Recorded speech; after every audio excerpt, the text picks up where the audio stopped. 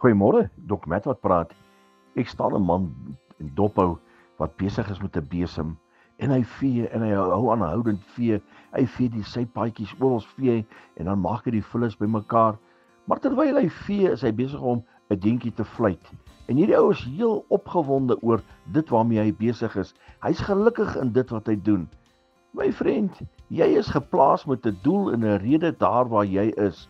Jy wil nie 'n sekretaresse wees nie, of jy wil nie 'n busbestuurder of dalk 'n karwag wees nie.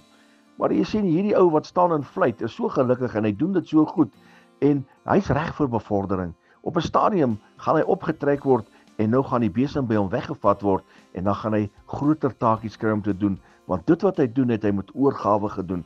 Dit wat hy doen het hy met 'n passie gedoen. Nou wil ek vir u vertel, u's in 'n situasie geplaas en jy's nie gelukkig daarmee nie. Verander jou gesindheid.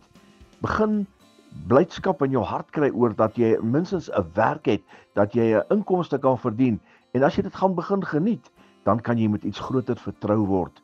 So druk deur. Raak opgewonde oor daar waarheen jy op pad is. Herlewingsgroete.